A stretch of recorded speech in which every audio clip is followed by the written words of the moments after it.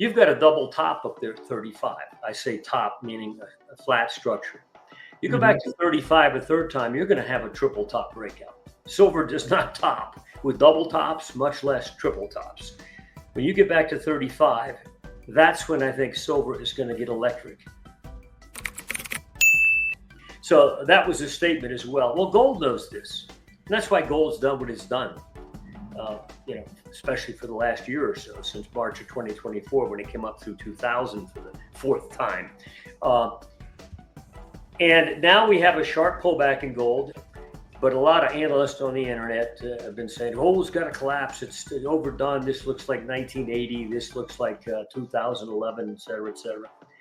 And finally, they've been saying that for a couple of weeks, by the way. Finally, it did that. We had a very sharp drop in the last 48 hours. Now we're up today. And they no doubt think that was it.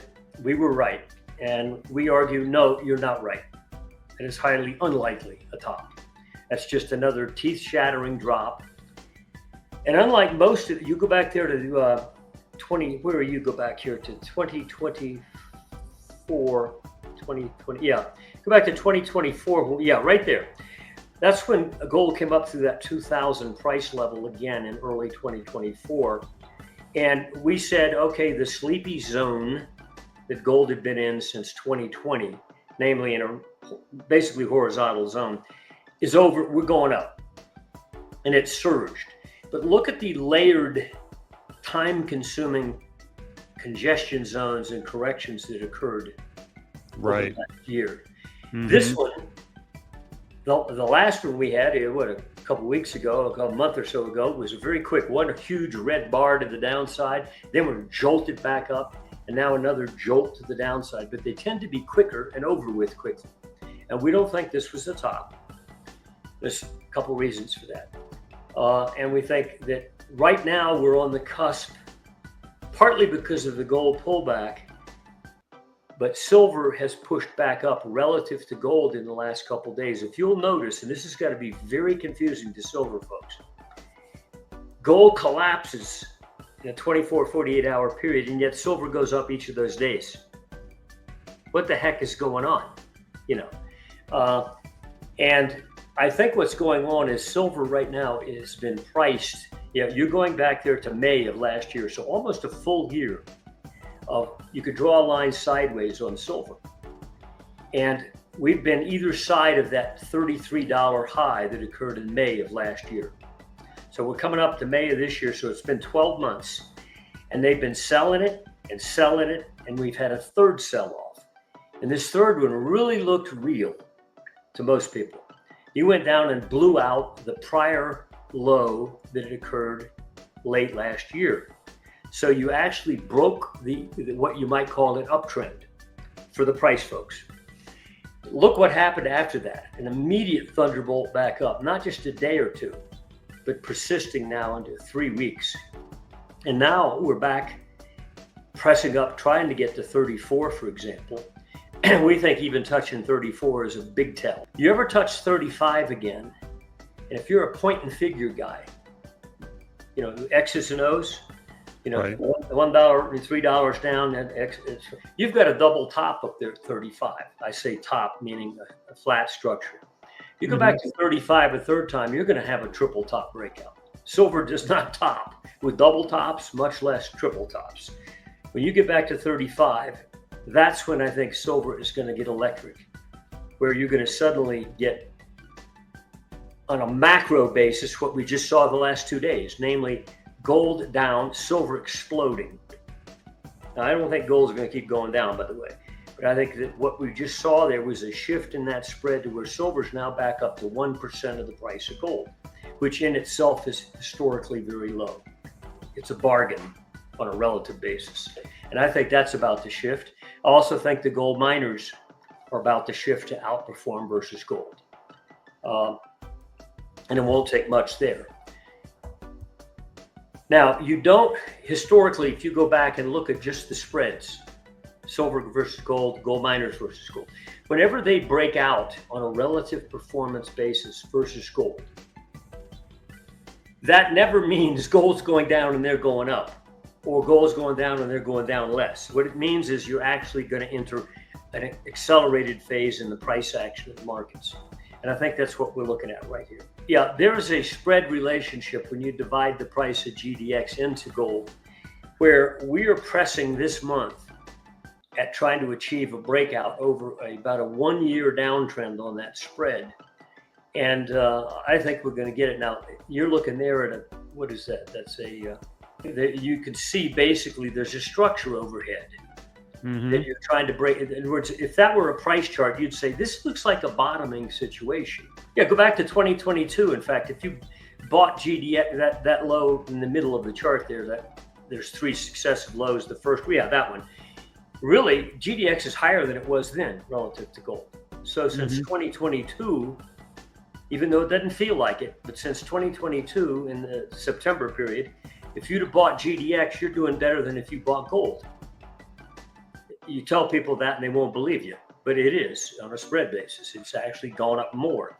But the question is, can you break out of that pattern of descending highs, which have now gotten sort of flat? And we think we're on the cusp of that. And when you do, I think you could get a gusher on the upside. Meaning a period of time over the span of a year, let's say, where the gold miners outperform gold 3-1. Wow. Specifically, we think that's what they could do. Same with silver.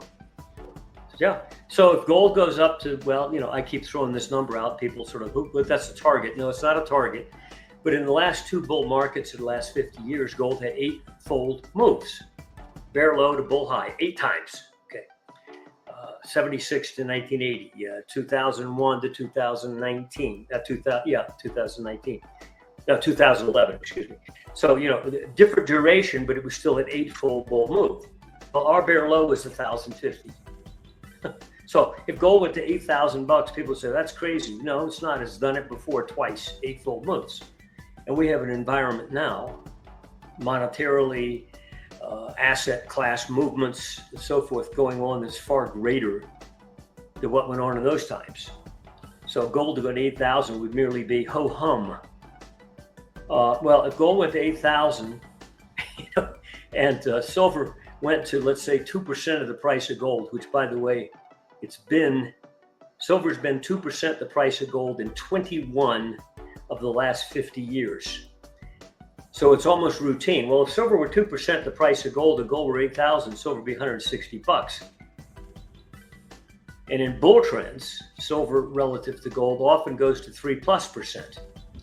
It did in the 1980 move and it did in the 2011 move. Well, if you went to 3% and gold were at 8,000, you do the math. The point being that at this point in time, we think it's time to focus on silver and the miners relative to gold. That's a better place to be. For the last year plus, since late 2022, you could draw a line backward. And again, since late 2022, you're actually higher than you were then. And you can see how low this spread is. I mean, it's very low. And if you go back 50 years, that's exceptionally low. The last time we were at such a low relative level to gold, meaning under 1%, was back in early 2020. What happened then? Silver tripled in price. Right. And it doubled versus gold in terms of relative value. Now, we think silver could explode up out of this hole on a relative basis and a net price basis. There's another sharp move there in 2000, 2001 or so on the dollar index. And yet gold was making a bottom. It didn't go down while the dollar went up. Now, when the dollar did go down then after a 2000 period and go down to the low in 2008, gold did rise. So there was a correlation there. But I think right now when that dollar breaks down, and it's already done price damage now, our breakage is 104 level. But even the price guys are upset because the lows in 2022 and 2023 were where? 100. Well, we broke that. So even the price charters are now scratching their heads. And they should, okay? Because I think we're headed down in a serious way. Now, look at the dollar index going back to the 2008-9 level on the top chart, where it made its low around 70. If you draw an uptrend through those lows, it's not broken yet, okay? If you try to draw an uptrend. But when you plot it on annual momentum, in other words, see that you're above the line still. Momentum is not. Momentum has blown that structure big time. So even though prices, they're attempting probably to buy near that line, momentum says, no, you're already broken. And I'm talking about 3-year average momentum and 10-year average momentum. Both have blown structures that go back that far. In fact, back to 2007. Yeah, I think that's assisting the stock market